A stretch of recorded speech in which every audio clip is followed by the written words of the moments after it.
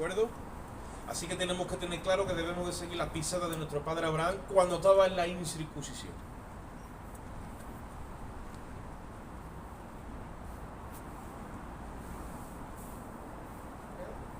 Hebreos capítulo 11.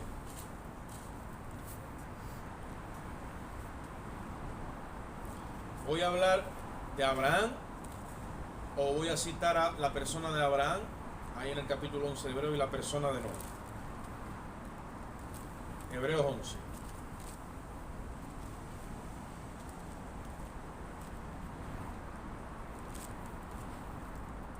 El capítulo 11 es una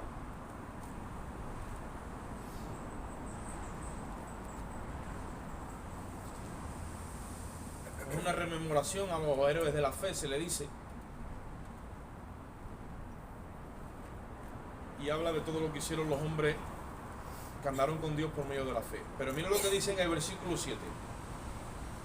Voy a leerte desde el 6. A la gloria de Dios, Padre, Hijo y Espíritu Santo. Pero sin fe es imposible agradar a Dios, porque es necesario que el que se acerca a Dios crea que le hay y que es galardonador de los que le buscan. Por la fe Noé, cuando fue advertido por Dios acerca de cosas que aún no se veían, con temor preparó el arca en que su casa se salvase, y por esa fe condenó al mundo.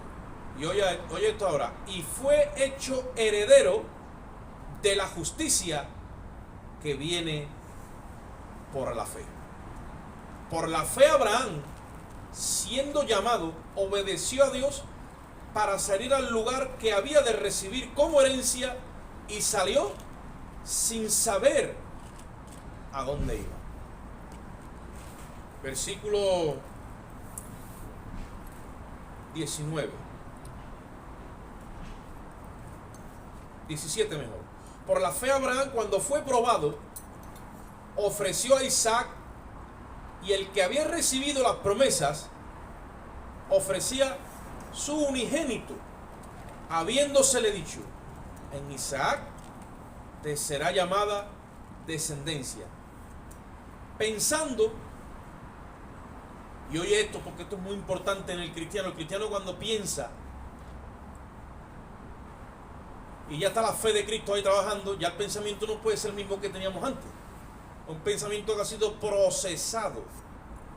Entonces dice que Abraham, con una fe ya procesada, dice, pensando que Dios es poderoso para levantar aún de entre los muertos, de donde en sentido figurado también le volvió a recibir. Bendecida está la palabra del Señor. Amén.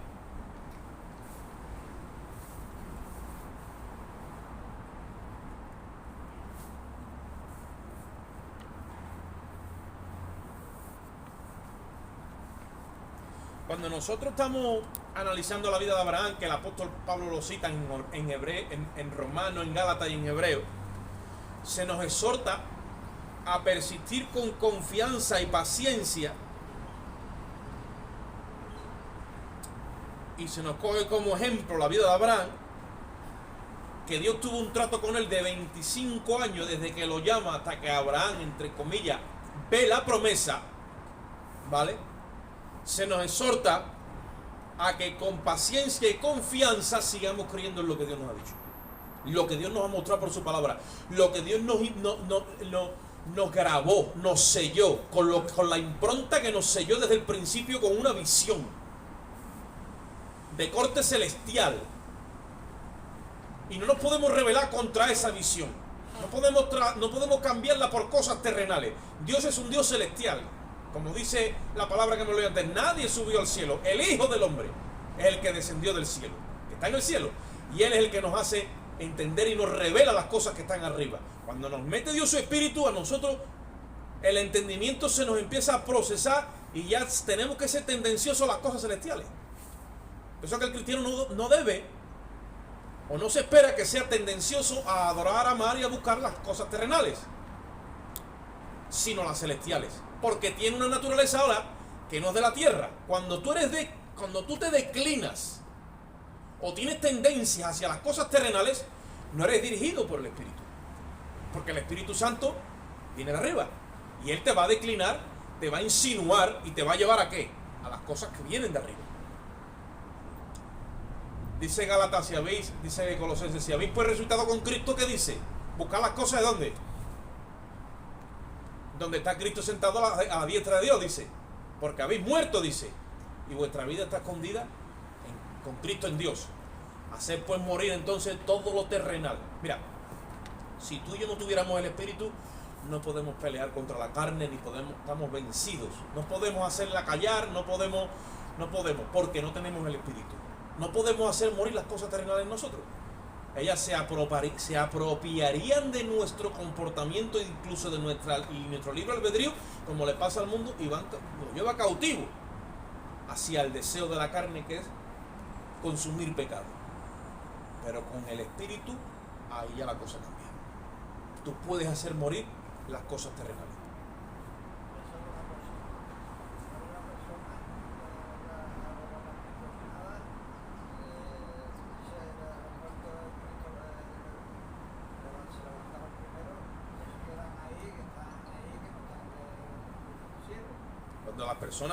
Cuando las personas fallecen y han fallecido en el Señor, su cuerpo va al sepulcro y su alma va a un lugar que inauguró Cristo, que entendemos como el paraíso celestial. Están en un lugar de descanso, sin cuerpo, están en un ámbito espiritual, sus almas están allí esperando el día del arrebatamiento. Ellos no han podido entrar directamente a la presencia de Dios, porque tienen que esperar que la iglesia entera culmine su estado en esta tierra y la iglesia entera sea redimida. Cuando entonces suena la trompeta, que es el día del arrebatamiento, entonces dice que esos que están descansando resucitan primero, porque dice que nosotros no los precederemos a ellos, sino que resucitan primero y Cristo desde las nubes, cuando toca con voz de trompeta, ¿no?, llama a la iglesia. Ellos están en las nubes ya con el Señor, porque ellos resucitan primero. Los que han muerto en Cristo resucitan primero, dice, y luego nosotros, los que hayamos quedado. También desde la tierra abandonamos esta morada, entonces como no conocemos muerte literal, físicamente hablando, somos transformados.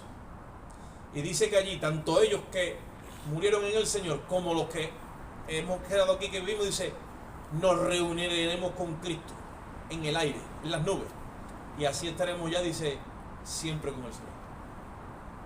¿Ha quedado claro eso? ¿Ha quedado claro? Gloria a Dios.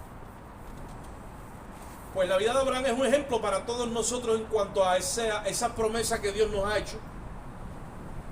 Y cuando nosotros tenemos el Espíritu, ya entonces estamos preparados para que en nosotros se cumplimente, como en la vida de Abraham, un proceso donde la fe va de menos a más hasta que su fe es perfecta.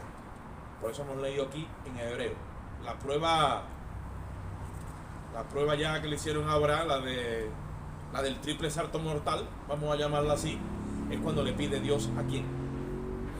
A su hijo Isaac. Entonces, en cierto sentido, nosotros como creyentes, puede parecer que vamos en desventaja con el mundo. ¿Por qué? Porque se supone que lo hemos dejado todo por el Señor. Voy a decir se supone porque siempre que la Biblia dice una cosa, la práctica en nuestras vidas siempre dice otra. Jesucristo dijo, el que no renuncia a todo lo que posee, no puede ser mi discípulo. Si tú estás en un discipulado con Cristo, tú has tenido que renunciar a todo lo que posees. Y yo también. Si no, pues no estás en un discipulado con Cristo.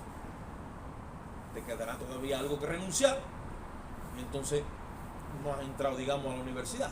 Eso solamente lo sabe el Señor y tú. Pero todos aquellos que han entrado y han renunciado a todo lo que poseen, ¿qué es lo que sucede? Que cuando muchas veces miramos al mundo, porque nos debilitamos también, y nosotros lo hemos metido todo por la fe en las manos de Dios, ¿qué es lo que sucede? Que nos vemos muchas veces en desventaja. Y si nuestra fe está débil y dice, mira, yo estoy pasando necesidad, pero mira, este está colocado, tiene su buen trabajo, y yo aquí muchas veces no tengo ni papipa. Este tiene una seguridad social o tiene un plan médico que estornuda y ya está allí y le hacen radiografía y le hacen de todo, y yo me tengo que ir a la seguridad social que me ponen en una lista de espera, que posiblemente si tengo algo malo me muero y luego viene la cita para que vaya al médico a verme. Ese es el plan del pobre. Y tú dices, Dios mío, si yo he creído en ti, tú ves cómo ellos prosperan y cómo ellos reverdecen muchas veces, como decía el salmista, incluso blasfeman contra Dios y no le viene ningún juicio. Y yo aquí que he creído en ti, y se ve una desventaja y se ve un desbalance, y muchas veces si no estamos finos en la fe y tenemos claro a quién hemos creído, muchas veces llega el enemigo y dice, ¿tú estás seguro que Dios te va a bendecir como ha dicho que te va a bendecir?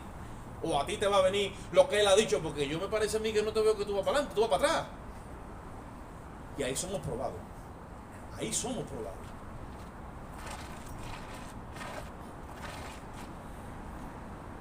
Y nos toca a nosotros empezar a pensar como le pasó a Abraham y saber tú en quién tú has creído. Y saber de dónde viene esta palabra. Hay cristianos poniendo en duda la palabra. La duda es terrible. La duda es como una pequeña polilla que se te mete en la fe y se la come. Igual que una polilla es capaz de comerse un ropero y 2 muebles de bar, si hace falta. Pues lo mismo la fe. Como tú empiezas a dudar y no pares eso se lo coma todo y llega un momento que tú cuestionas todo. Después de la duda viene la incredulidad. Después viene incluso la apostasía.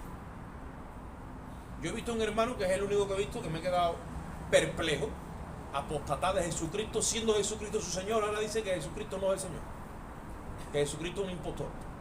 Y yo ya una vez que lo he visto y me he tenido que concientizar y he sufrido, me lleva un disgusto. Luego me he puesto a meditar cómo este hombre ha llegado a esa confesión que está haciendo ahora, porque dice la Biblia que si nosotros somos infieles, Él permanece fiel. Pero si nosotros le negamos, Él también nos negará. Y yo con los mismos labios que firmé la salvación, con los mismos renuncio. Entonces ahí hay un problema serio. Eso es de eternidad. Eso es que te conviertes en anatema, eternamente condenado, lejos de la presencia de Dios. Y yo lo he visto, solamente he visto a uno, pero a mí eso me ha afectado. Ahora, ¿cómo este hombre ha llegado a eso? Cuando empezamos a cuestionar todo, cuando también un espíritu de cuestionamiento, todo lo cuestionáis, y todo empezó con una duda. Y llega la incredulidad. La incredulidad es terrible porque es un género, dijo Cristo. ¿Os acordáis cuando fueron 8 demonios y no pudieron? Y vino Cristo y le dijo, por vuestra incredulidad, le dijo. ¿Por qué no hemos podido? Dice, por vuestra falta de fe. Y menciona la incredulidad. Y le dijo, este género no sale sino con ¿qué? Con oración y ayuno. Es lo que hablábamos el otro día también. Eso es una herramienta que Dios nos ha dejado, que la iglesia se ha ido dejando. Ahí nos vamos a meter todo. Si preguntamos aquí cuándo fue el último día que ayunamos, a lo mejor el más cerca dice yo en el siglo XVIII. El ayuno y la oración por el Espíritu es necesaria en la iglesia, hermano. Que la carne es terrible. La carne empieza a recuperar y a inventarse historias, y cuando te vienes a dar cuenta no crees tú ni la luz eléctrica. Y todo empezó por una duda. ¿Y por qué este que no tiene, que blasfema, que dice que Dios no existe, que es un ateo y le va bien? Y oye, mira, que yo lo veo que va, y yo estoy aquí pasando las de Caín. Dice el diablo, vaya tal. Eso será o que Dios está enfadado contigo, o que Dios no, o que tú no estás haciendo las cosas bien. Y ya tú dices, yo no sé si me va a merecer a mí la pena seguir creyendo y seguir manteniéndome en la fe. ¿A cuántos les ha pasado eso? Eso nos ha pasado a todos, ¿no? En un momento específico. O hay quien siempre anda con la misma retahíla y no sale de ese hoyo. Eso es bíblico. Nosotros lo hemos metido todo en la eternidad. Y nos hemos quedado con una mano delante y otra atrás. Hemos renunciado a todo lo que poseemos. Y eso es lo que sucede en la vida del creyente. Ahora, Por eso es que nos vemos muchas veces en desventaja. Lo hemos dejado todo por Cristo y nos hemos proyectado hacia una vida basada no en lo material. Entonces, ¿cómo utilizamos nosotros la herencia que tenemos en este presente? Si no nos movemos con los ojos de carne, puesto que todo está en el futuro. Ahí es donde entra entonces en vigor el procesamiento de nuestra fe.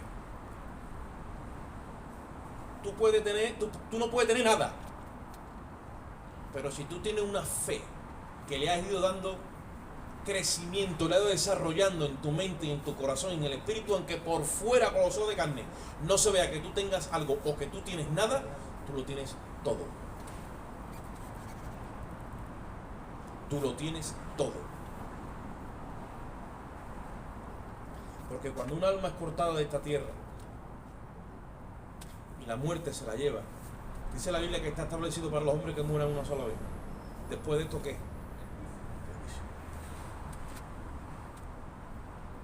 Y aunque nos vemos a lo mejor que estamos ahí, aquí, y te tienes que entonces Eclesiastés para entender el trato de Dios con los mortales. El Eclesiastés es un libro que lo único que desarrollará es todo el ejercicio debajo del sol. Y dice que un mismo acontecer le sucede al justo y también al injusto, al sabio y al necio. Pero otra cosa es cuando salimos de aquí. Y tú dices, sí, pero cualquiera sabe cuándo yo voy a salir. Si yo tengo ahora 20 años, me voy a morir con 80 o con 70 o con 60, ahora que me he pagado 40 años de penuria, que tú eso no lo decides. Tú tienes que seguir caminando por medio de la fe. Ese es el proceso por el que pasó Abraham.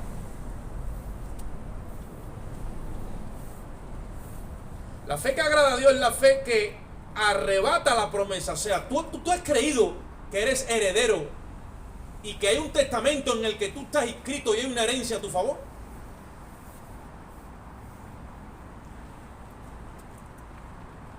O tú estás buscando por ti mismo tu propia herencia aquí en la tierra. Eso también se da. ¿Tú has creído que Jesucristo es tu sanador? Como parte de la herencia. Dice mi hermano, yo sí. Por la próxima vez que te enfermes, ora a Dios para que te sane. No corra para la seguridad social. La inseguridad social. No hay nada más inseguro que la seguridad social. Dice, si alguno está enfermo, ¿qué pasa? Vaya los ancianos, pero es que oro y no me sano. Bueno, esto es cuestión de nuestra fe. Nuestra fe se ha enfermado, vamos a ver cómo la sanamos. Esto hay que meterle mano. ¿Tú crees que Dios es tu proveedor? ¿Lo crees? Entonces no te afanes cuando no tengas. Él sabe todas las cosas. ¿Sabrá Dios tu condición económica o no la sabe? Lo que pasa es que se comporta como si no supiera nada. Y yo estoy aquí que parece que me han dejado, como diciendo, búscate la vida. No. Somos probados todos, hermano. En cada aspecto de tu vida que llega y se enfrenta a ti, si tú dices, párate, todas las cosas ayudan a bien a aquellos que aman a Dios. Sí, Dios ha permitido esto en mi vida, sí. Esto es para que desarrolle mi fe. Ahora, no, Dios no aparece, pues yo me tengo que buscar la vida por mí mismo. No. ¿Qué le pasó a Abraham con Sara en un momento dado del camino, del trayecto? Que su fe no era perfecta, ya había sido declarado justo. Y dice, bueno, como Dios no aparece, pero Él ha prometido un hijo, sí, vamos a fabricar un hijo. Y se pusieron de acuerdo con Agar. Aparece Ismael. Crían a Ismael como si fuera la promesa de Dios. Oye esto. Y cuando Ismael tiene 13 años, se presenta a Dios y le dice, eso no es lo que yo te prometí. ¿Cómo? Yo te prometí un hijo de tu señora. De mi señora, si mi señora es estéril, claro. Pero yo soy Dios. Es que no se trata de que tú mires que este es estéril, que el otro no puede, que aquello no es, no, que tú me tienes que mirar a mí, que yo todo lo puedo. Dice la Biblia, al que cree, todas las cosas le son posibles. Y ahora tuvieron que coger 13 años de fe en la educación de Ismael con su señora madre, hacer un paquete y sacarlo del campamento. Esos son sacrificios que tenemos que hacer, pero no por mandato de Dios. Es por nuestra fe errada, que hemos caminado por nuestra propia falta de fe y en incredulidad hemos parido cosas que no vienen de Dios. Son nuestras y las tenemos que sacar. Todos esos pasos los caminó Abraham.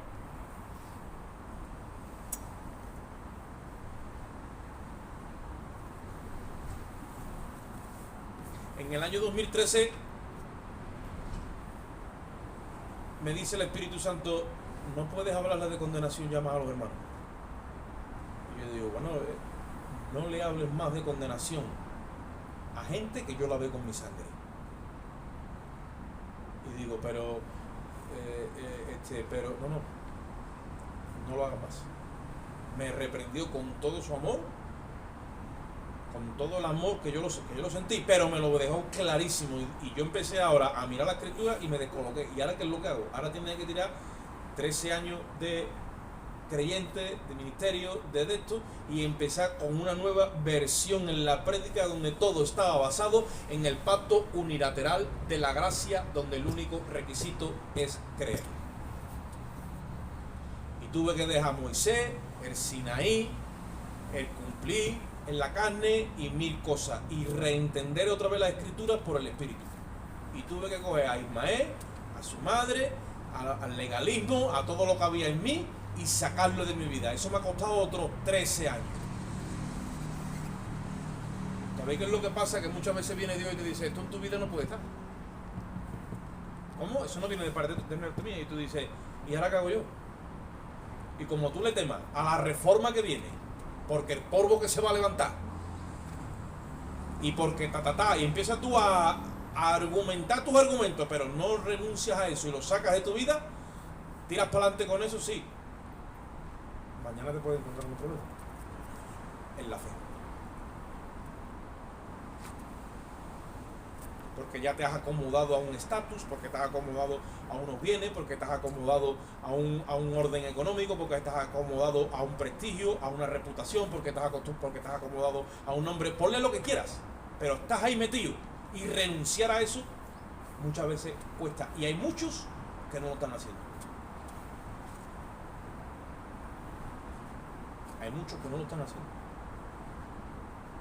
Y empezamos con los parches. Ismael todo el tiempo ahí. Ismael es el pacto, dice el apóstol Pablo, que es el pacto de la ley. Ismael simboliza lo que Dios celebró con Moisés en el Sinaí. Tú cumples, yo cumplo. Tú incumples, yo incumplo. Tú cumples el mandamiento, tú vivirás. Tú incumples el mandamiento, tú morirás. Eso se mete y se mezcla con el de la gracia y tenemos una práctica que todo el mundo sale condenado. Cuando la persona es condenada, su fe no crece. Su fe no tiene pan de coger. Porque hemos mezclado los dos pactos. Hay que separar otra vez los dos pactos. Y como dice el apóstol Pablo, un acuerdo, un pacto de hombre, ¿vale?, no se puede invalidar una vez que ha sido ratificado. Y eso es lo que pasó con Moisés. Entonces a nosotros se nos regresa otra vez esa creación nuestra, donde párate, yo me veo mal, yo no estoy bien, el pastor me está metiendo una prédica que me está dando a entender de que yo no estoy caminando correctamente, yo estoy fatal, el Señor a mí no me quiere, y ahí empiezo a menguar en la fe. A menguar en la fe. Y ya, ¿qué es lo que hace? Estoy hablando de cómo se traduce todo esto en el sistema legalista.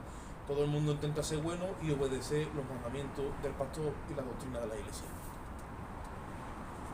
El diablo ha hecho, como dicen por ahí, el agosto. Y ha metido a todo el mundo ahí en esa reja, ha cerrado, se ha desaparecido y ha tirado la llave. Y está todo el mundo ahí que no sabe salir de él. Y hay muchísima gente que le cuesta creer que Dios lo sigue amando a pesar de sus errores, que Dios lo sigue. Bueno, ayer yo estaba hablando con un hombre que me estaba diciendo, y venga a resoplar, y es porque está bajo este yugo y le cuesta tomar una decisión porque ¿qué van a decir? Y no puede llevar ese peso sobre su corazón. La fe que agrada a Dios es la que arrebata la promesa de la herencia. Por lo tanto, esa es la fe que te cuenta como justicia. Tú eres justificado y ahora vas a dar fe de esa justicia que has recibido. Se llaman obras de justicia. ¿Acordáis cuando hablamos del lino fino? ¿Qué es el lino fino? Dice la Biblia que el lino o la vestimenta que se va a poner en la iglesia el día de la boda y con la que va a resplandecer y digamos ejercer su ministerio, es a ella solamente se le ha concedido que se vista de qué, dice, de lino fino. Y dice allí en Apocalipsis 19:8 creo que el lino fino son las acciones justas de los santos. ¿Habéis leído eso? No dice las acciones buenas, dice las acciones justas. Las acciones buenas es el reflejo que Dios nos ha dado de Jesucristo y de Dios a través de Roma. Es que hay que ser bueno. Pero esas son obras de caridad. Y si nos metemos por ahí, pues tenemos que abrir Caritas Diocesana o algo así. Pero las acciones justas es otra cosa.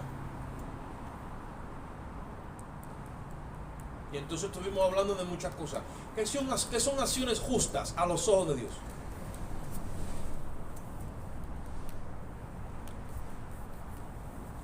Le dije yo ayer a este hermano que hablaba con él, digo, mira, dice la Biblia, el que dice que está en luz y aborrece a su hermano, dice todavía está en tiniebla. ¿Sí o no?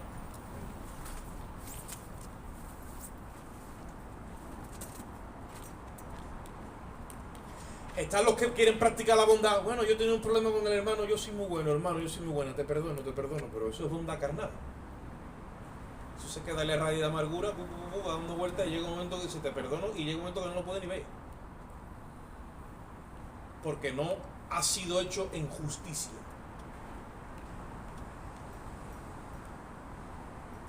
Cuando un hermano no está andando bien y todo el mundo lo está criticando, todo el mundo lo está apedreando y todo el mundo quiere que el hermano o la hermana se desaparezca de la iglesia y de nuestra vida.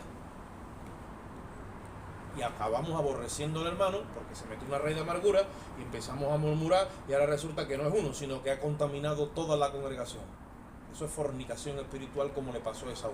Dice, y no como Esaú, que es un fornicario y muchos por la raíz de amargura y por el resentimiento, muchos sean contaminados. Cuando un hermano da problemas o cuando un hermano no está dando conforme a la fe, hay que amarlo, hay que agarrarlo, hay que traerlo. Y hay que reconducirlo, hay que tratarlo, para que quien se vaya sea el diablo y el hermano se quede.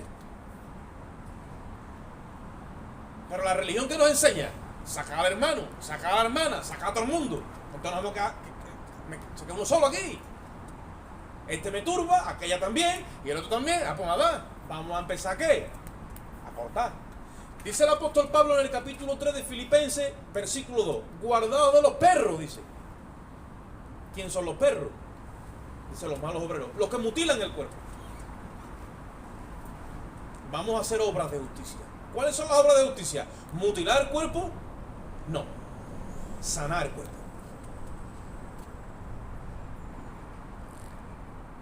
Sanar el cuerpo. Amar el cuerpo.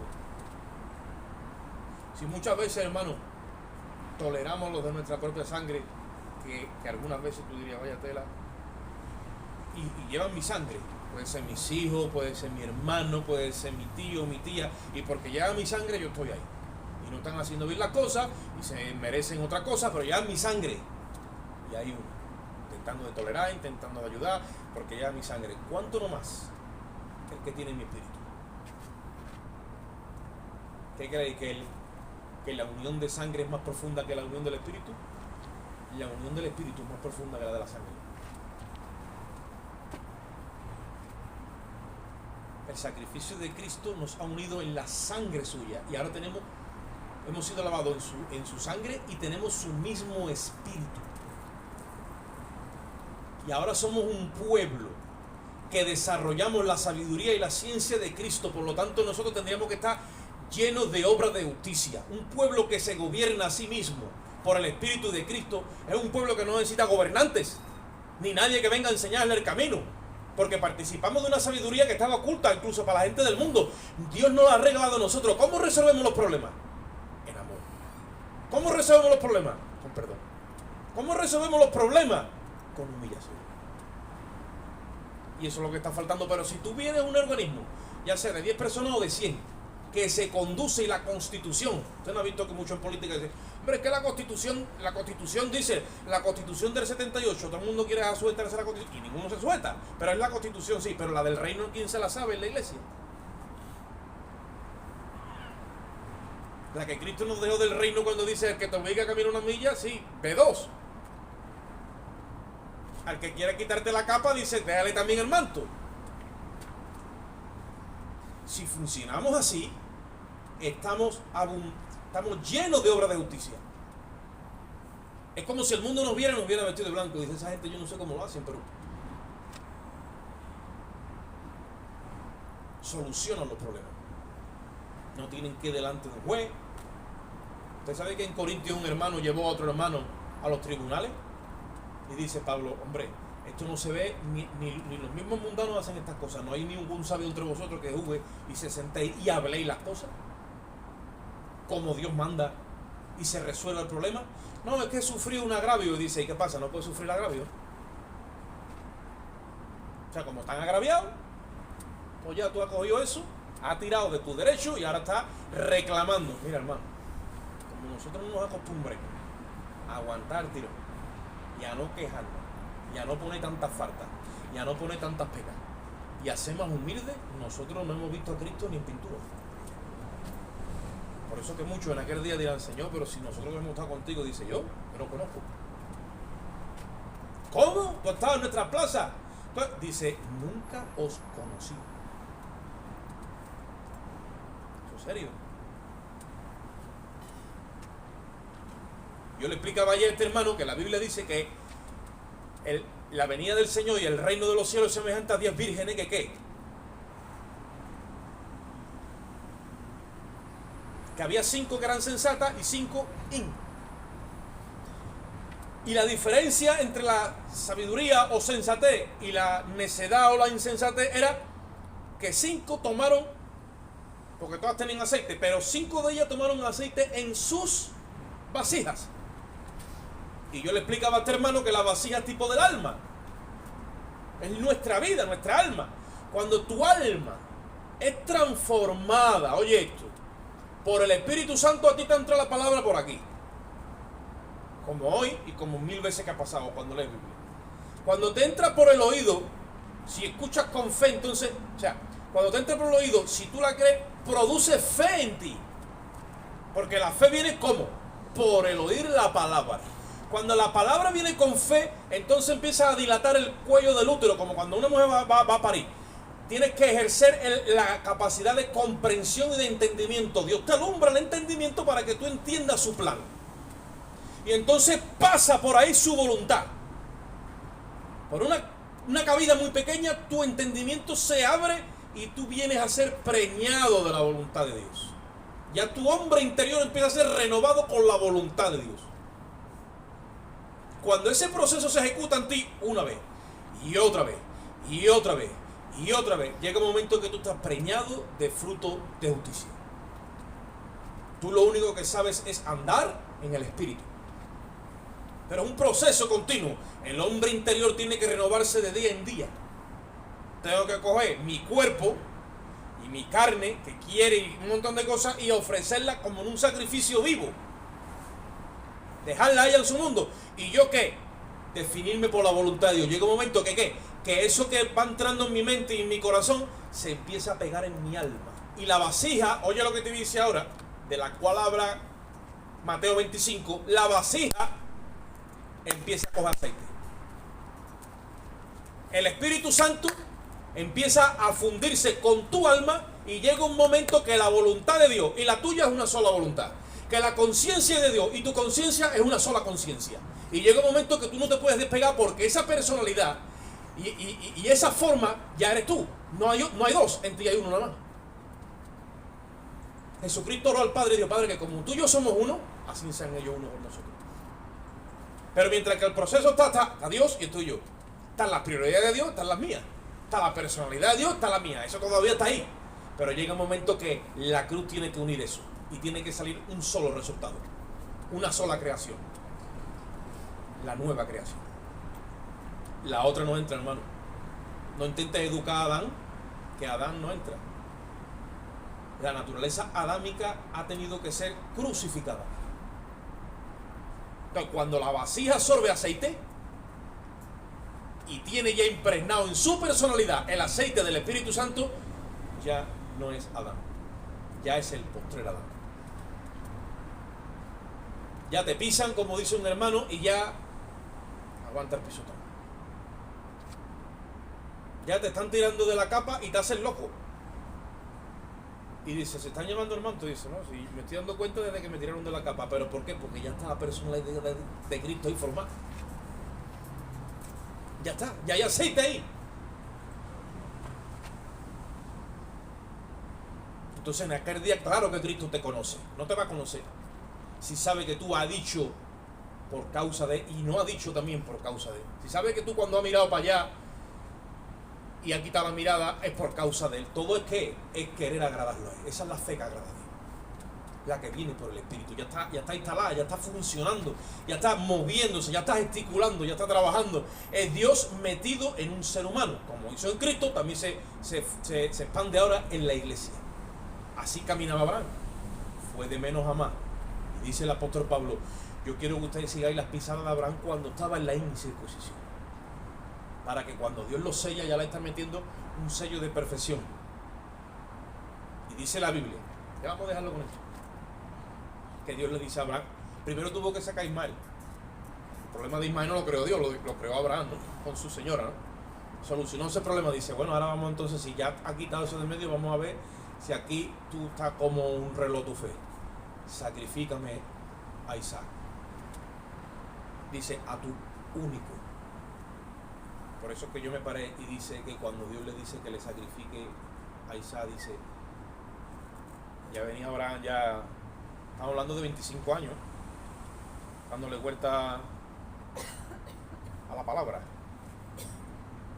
a fuego lento, dándole vuelta a la palabra. Y dice Abraham pensando, mira, aquí está. Muchas veces dicen los pastores, los hermanos, hay una cuarta de aquí a aquí, el corazón, yo no sé qué, no sé cuánto. El corazón del cristiano no está aquí. Esto es la bomba, el órgano que bombea sangre al cuerpo, no, el corazón del cristiano está aquí. Donde esté tu corazón, allí estará tu tesoro, está aquí. Tu entendimiento ha sido procesado una y otra y otra y otra hasta que tienes la mente de Cristo. La mente de Cristo. Aquí está el corazón, dice, y pensando Abraham, diciendo, bueno, párate, yo fabriqué a Ismael,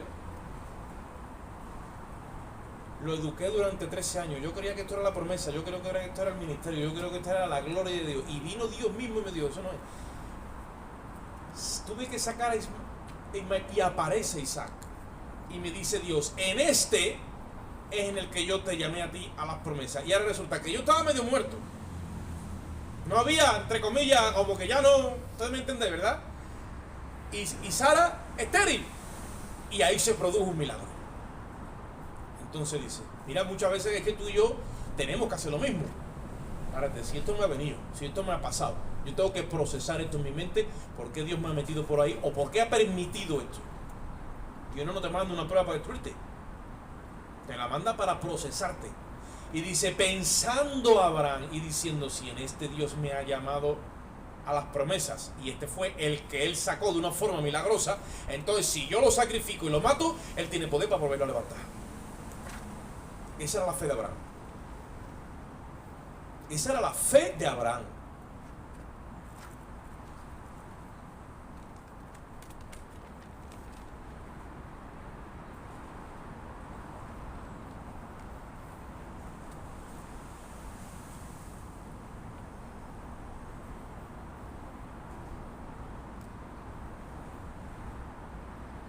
Un hermano murió creyendo que Dios lo iba a sanar.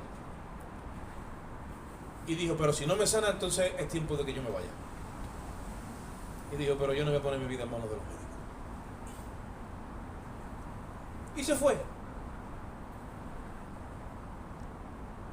Ahora llegan los espirituales y dijo, ve, ha muerto creyendo en el Señor y Dios no apareció. No, Dios sí apareció, se la ha llevado. ¿Te parece poco? Dice, hombre, pero no está aquí. Claro, no está aquí, pero está con él, porque la voluntad de Dios era que se tenía que ir ya con él. Y nosotros muchas veces cruzamos los propósitos y decimos, no, si nos mantenemos aquí a como de lugar, entonces que estamos en victoria. No. Juan el Bautista se preparó durante toda su vida para 6 meses de ministerio, y con 30 años acabó su vida en esta tierra y fue decapitado por el rey Herodes. Si lo traemos aquí y decimos, sálvate, Juan, no vayas a caer en este error y deja ya a Herodes tranquilo, no le señales más el pecado, porque tú tienes que ejercer tu ministerio. Es que su ministerio era 6 meses. ¿Ustedes entendéis por dónde yo voy? ¿Conocemos bien lo que Dios quiere con cada uno de nosotros? Y se metió la duda, pero ¿cómo va a acabar la vida de este hombre que tiene un ministerio, de un gran evangelista, de un gran pastor, siendo decapitado? Y viene Cristo luego y dice, ¿qué pasa? Que estáis dudando si Juan venía de parte de Dios o no, o si se debilitó en fe, ¿no? Juan era profeta de Dios, le dijo. Es más, voy a decir una cosa, de los nacidos de mujer no se ha levantado otro más grande que Juan el Bautista, le dijo. Entonces, ¿qué pasa? Que vemos que la gente ya fallece y ya no está en la presencia de Dios. Sí están en la presencia de Dios. Y han salido en victoria. ¿Sabéis por qué? Porque han salido confesando de que Jesucristo es mi sanador, y yo me muero creyendo que Jesucristo es mi sanador. Se han muerto sin un bocadillo y han dicho, Jesucristo es mi proveedor. Ah, pues tú no tienes para comer. No tengo para comer porque es tiempo de que me vaya, pero Jesucristo es mi proveedor. Y han muerto en victoria. Y muchas veces nosotros creemos que la victoria es agarrarme aquí, aunque sea 4 chinchetas, y está aquí con 114 años. ¿Listo de papeles? Pues no. Moisés con 120 años, Dios le dijo, vente al monte que vas a morir. Y fue un hombre que supo vivir en la presencia de Dios y también supo morir. Y subió al monte. Y murió, dice que sus ojos no se oscurecieron, pero muy vigoroso. No se estaba refiriendo a que a lo mejor físicamente sus ojos, que no necesitara gafas, a lo mejor no, está hablando de la visión, la mantuvo fina, nítida desde el principio. Apostó por Dios y como Jesús le dice, murió con las botas puestas, diciendo, Jesucristo es mi Señor. Y nosotros tenemos en esta hora que ser igual. Tenemos que seguir las pisadas de nuestro Padre Abraham. Y este hombre, Dios le dijo, dame a tu único. Y dice, vamos a ver, si está Dios en el asunto, esto va a salir para adelante. Porque es imposible que lo mate y resulta que va a ser el Mesías del mundo. Así fue. Cogió y mira, que no fue a matar, Lo que pasa es que en el momento crucial le dijo, pero que a Dios le hubiera dado lo mismo, que lo mate y lo levanta, porque es tipo de Cristo y este es resucitado. Crucificado y resucitado. Por eso que a nosotros los creyentes, que somos seguidores de nuestro Padre Abraham, se nos exige cuando vengamos a Cristo y venimos a Cristo, que si creemos que Cristo murió y Dios lo resucitó de entre los muertos, porque ese es el sello de nuestra fe. Dice Pablo, si Jesucristo no hubiera resucitado, vana nuestra fe. Dice, pero ahora Cristo ha resucitado. Primicia de los que habían muerto. Ha resucitado de entre los muertos. Esa es nuestra fe, hermano. Entonces hay que estar preparado para vivir y preparado para morir. Preparado para pasar por donde no. El Señor que hace pasar. Y preparado también para cuando el Señor diga, esto sí. ¿Qué es morir? ¿Qué es mantener la bandera hasta el final? Como Jesús le dijo a Nicodemo, y como la serpiente Moisés la levantó en el desierto, todo el que la miraba, dice, era sanado, dice, así será levantado el Hijo de Dios. Tú tienes que morir con la cruz, arriba, y decirle a todo el mundo, Jesucristo es el Señor. Y cuando te digan, pues tú no te veo yo tan bendecido, porque mi herencia está metida en el futuro. Y aquí he cogido lo que Dios ha permitido que haya cogido, pero allí la tengo toda. Y Jesucristo le dijo a Pedro, Señor, nosotros que lo hemos dejado todo, ¿qué tendremos? Y dijo, no hay nadie, palabras de Cristo, que haya dejado padre, madre, tierra, cualquier cosa por causa de mí, que no tengan esta tierra 100 veces más, dice, y allí la vida eterna. Y tú te mueres y dices, hombre, la Escritura se ha contradicho, porque Pedro no recibió 100 veces más. ¿Cómo? Pedro va a volver en el día del arrebatamiento con Jesucristo aquí abajo en las nubes y va a instaurar el reino aquí abajo. Y va a venir con su Señor. Y Pedro va a ser ministro de Jesucristo. Yo no lo sé dónde va. Y le va a decir el Señor, Pedro, Te lo prometí, no, sí, toma. Y le va a dar una casa, le va a dar tierra y le va a dar lo que le tenga que dar. Y eso multiplicado es 100 veces más de lo que Pedro dejó cuando Jesús lo llamó en Galilea, que le dijo: Pedro, sígueme que yo te voy a hacer pescador de hombre. Todavía Dios tiene una promesa pendiente con Pedro, eso se va a cumplir. Cielo y tierra pasarán, su palabra tiene cumplimiento. En Él, en Cristo, todas las promesas son sí y amén. Todo se va a cumplir. Nada se va a quedar. Y tú tienes que en esta hora averiguar que Dios te ha concedido. Y eso es por el Espíritu. Y que Dios tiene para ti. Y tú tienes que perseguirlo. Porque ya sea que vivas o mueras, tú tienes eso. Y eso tú lo vas a tocar. Tú lo vas a abrazar. Tú lo vas a palpar. Por eso que yo muchas veces les digo a los hermanos: vamos a extendernos en conocimiento, que todo no acaba en el arrebatamiento, que esto tiene extensión, y la sabiduría que tú adquieras y el conocimiento lo tienes que poner en práctica, porque luego vas a venir a reinar con Cristo, y lo que hayas acumulado aceite en tu vasija, con eso es que te vas a extender, y con eso es que vas a ejercer el ministerio, porque somos ministros de un nuevo pacto, del Evangelio, no ministros de agricultura y pesca ni de cultura. Ni de, los ministerios que se inventan los políticos, no, vamos a ser ministros de un nuevo pacto. Vamos a tener la capacidad de expresarle a todo el mundo lo que es la justicia de Dios en Cristo. Y estamos entrenándonos ahora. Y se va a cumplir lo que Jesucristo dijo.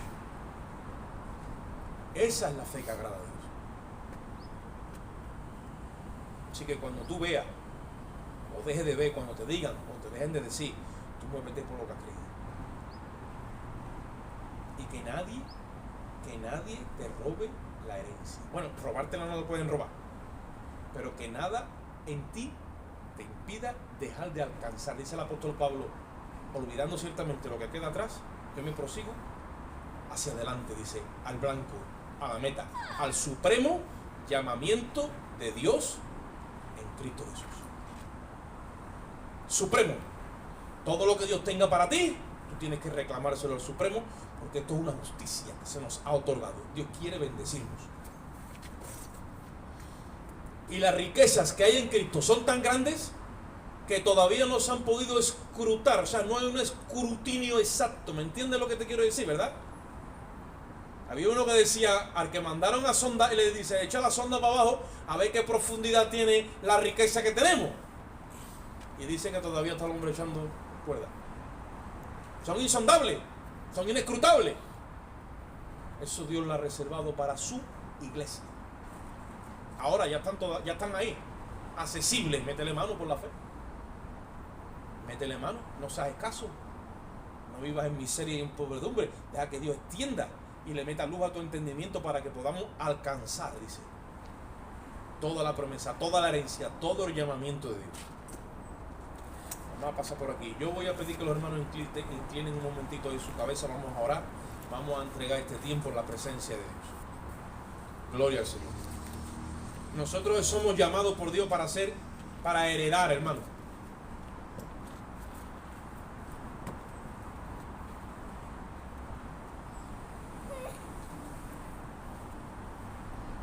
A nosotros se nos ha llamado para heredar.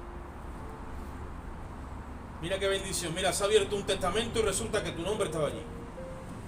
Y en el testamento dice, para colmo, que tú tienes esto y esto y esto y esto. Hay una herencia para ti. Tú dices, no me lo creo. Ahí está el problema. Es hora de que nosotros creamos a Dios. Hay una herencia enorme. Y el administrador de esa herencia es Cristo. El mismo que hizo el texto, que textó, es el mismo que ha muerto para que el testamento se abra. Y Él es el sumo pontífice, dice, de los bienes venideros. Todos esos bienes que Dios ha preparado para nosotros, Él ya nos los está administrando. Padre, te damos gracias en esta bendita mañana, donde tú has permitido que vengamos a este lugar y podamos darte culto a ti, Señor. Gracias por cada hermano que ha llegado hasta aquí, por cada hermano aquí presente. Te ruego también por los que están ausentes. Pido en esta mañana, Señor, que tu palabra no caiga en saco roto, Dios. Que tú en esta mañana nos dé un grado más de sabiduría y de ciencia, de poder y de virtud, una dimensión de gloria que vaya por dentro, Señor. Que en esta mañana nuestro traje, nuestra vestimenta resplandezca un poco más, Señor. Que nuestras acciones, Dios mío, te glorifiquen más a ti porque sean acciones justas. Que en esta mañana, Dios mío, nos convirtamos en herederos de la fe que te agrada a ti.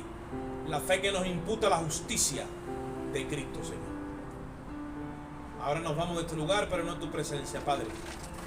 Salimos con tu precioso, lindo y bello amor, Señor, con la gracia de Jesucristo, tu Hijo, Dios, y la comunión y la dirección de tu Espíritu Santo.